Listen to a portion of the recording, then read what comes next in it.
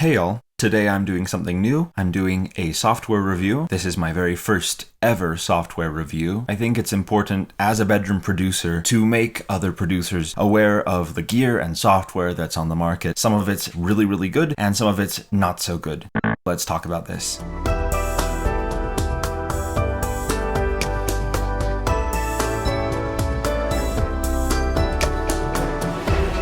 So yesterday on Facebook, I saw an ad for Atom, a new synth by eMastered. You know eMastered, the automated mastering service. Well, if that doesn't trigger simultaneous curiosity and cynicism, I can't think what would. Atom purports to be enhanced by AI technology that makes you sound good no matter what you're playing. It comes with a full complement of presets designed by Il Factor, who has worked with Sia, Lady Gaga, Justin Timberlake, Gwen Stefani, and other big names in the music industry. eMastered touts Atom as a piece of soundware with incredible quality, powerful yet simple. It even has an endorsement from Sid, who worked on the Cedric Gervais remix of Summertime Sadness. The question is, does Atom live up to its praise? The specifications are simple: 3 oscillators, 4 analog modeled filters, 5 classic waveforms, 2 assignable LFOs, 3 incredible onboard effects, legato, unison, and polyphony modes, unison and advanced oscillator stacking, over 326 presets, 32 voice polyphony, and real-time synthesis animation, which I assume has something to do with the AI. Looking at this page, other than that last bit, I don't see anything out of the ordinary. However, Atom costs a whopping $189 or 16 payments of $19 a month, which comes out to $304. Holy cow. This had better be some hot stuff. I signed up for the 3-day trial, and eMastered required payment information, which is a bit of a hassle, but I put up with it so that you don't have to. My download included 2 installer files, a Pace anti-piracy installer that I think complements the iLok software, and the plugin proper installer. Your download will look different if you're using Windows. The interface appears simple enough at first glance. A large waveform display in the center. Wait. Is that their idea of real-time synthesis animation? And if so, where does the AI come into all of this?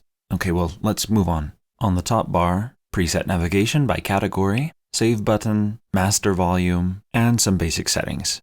I'd like to read the manual, but oh, this isn't great.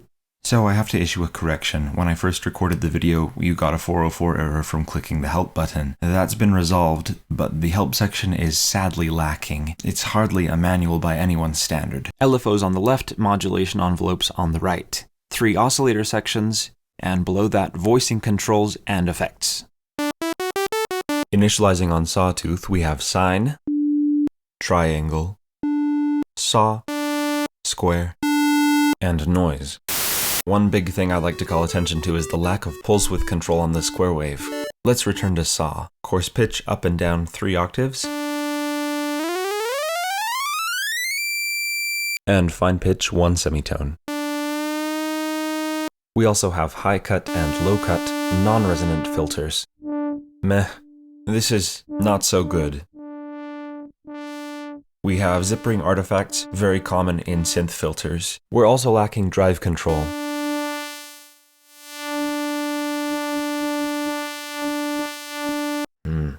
I'd probably want to run more rigorous tests, and even take out a spectrum analyzer like Voxengo Span, but for now I'm going to say that these are probably not analog modeled. At the bottom we have the unison section, number of voices, detune, and stereo spread. We can go to 8 voices of unison per oscillator.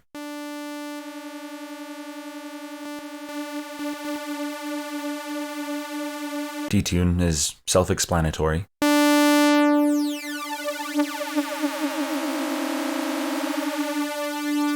Each unison voice is placed in the stereo field, but we can collapse that to mono using the stereo knob.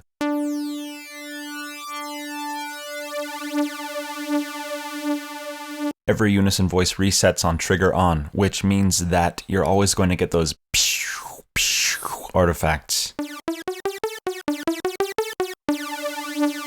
So, say goodbye to the prospect of lush pads. It would have been nice to have some kind of phase randomness control. Typical ADSR, it's hard to mess that up.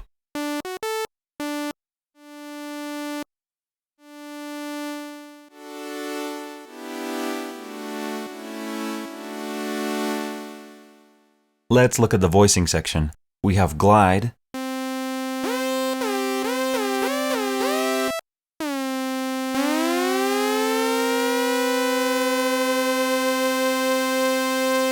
big difference between glide at 100% and glide at 90%.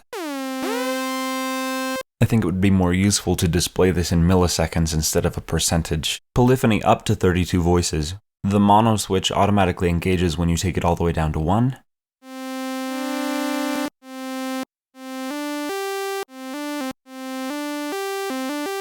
Even with legato off, mono behaves as though it were legato. The ADSR envelope doesn't retrigger on a new note on. Mildly infuriating. Distortion is acceptable. I'd probably want to look at this with a spectrum analyzer, but it sounds okay.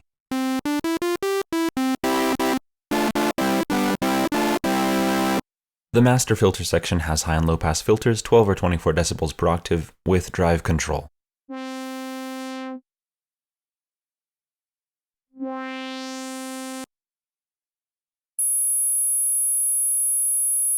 Even when the oscillator isn't making any noise, the filter continues to self-oscillate. At extreme settings, some of these filter types generate pretty severe Nyquist artifacts. Even without these issues, these filter emulations aren't on par with, say, Urs-Heckman. If you're after analog modeling, I highly recommend Repro.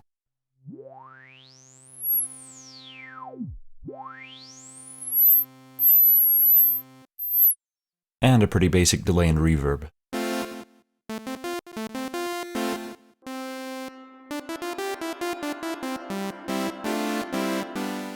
The LFOs and mod envelopes offer you several targets to modulate, most of which are oscillator destinations.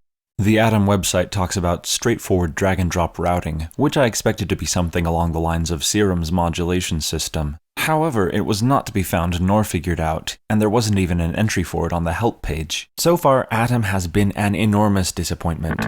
But at least we have the redeeming quality of some star-studded ill-factor presets. Right?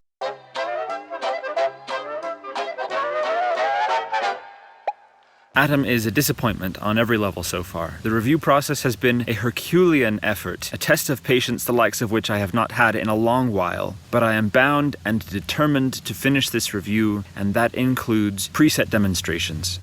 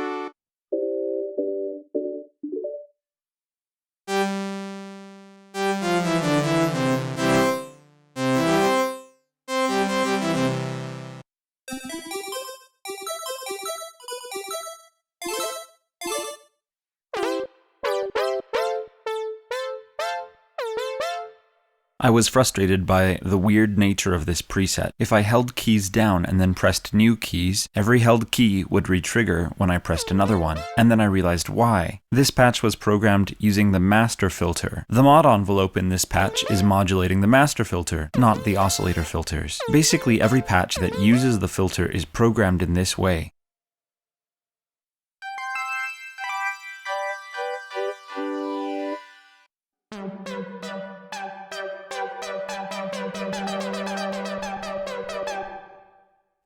Again.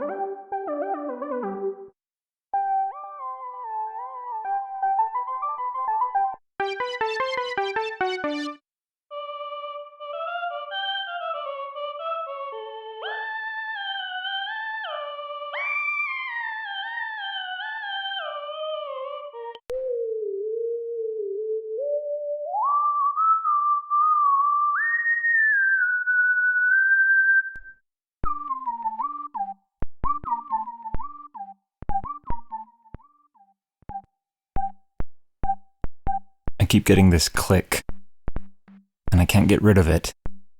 So, remember when I said, typical ADSR, it's hard to mess that up. well, I lied.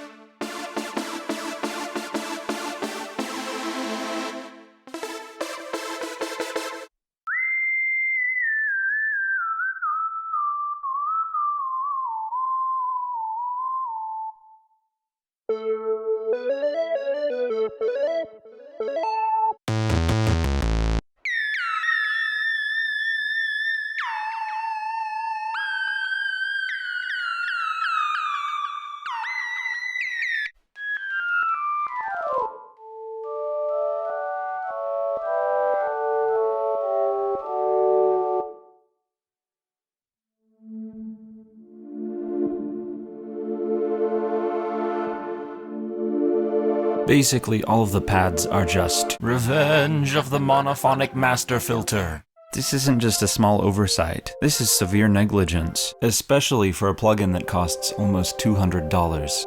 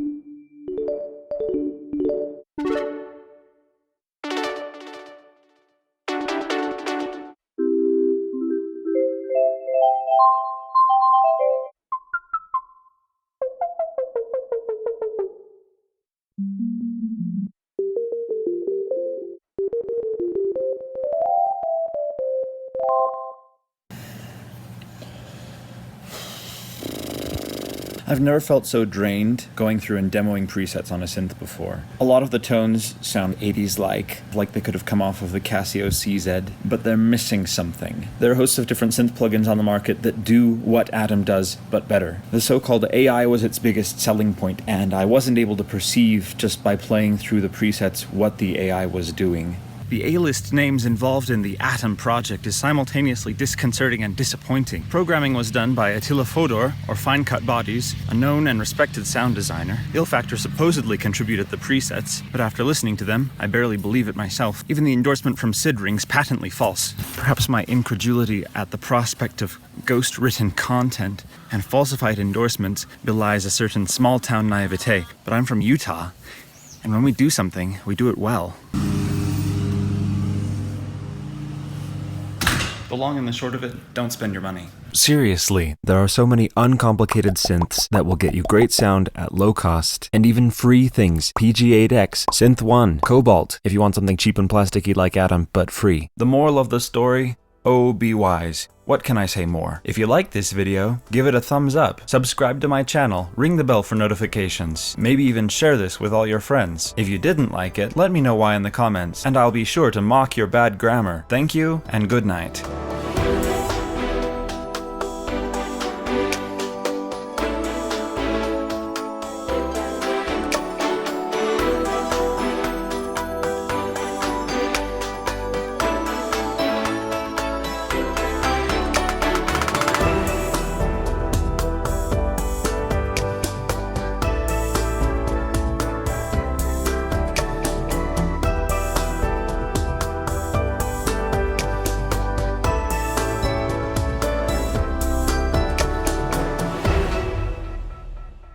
Like, subscribe, share, follow me on social media, blah, blah, blah.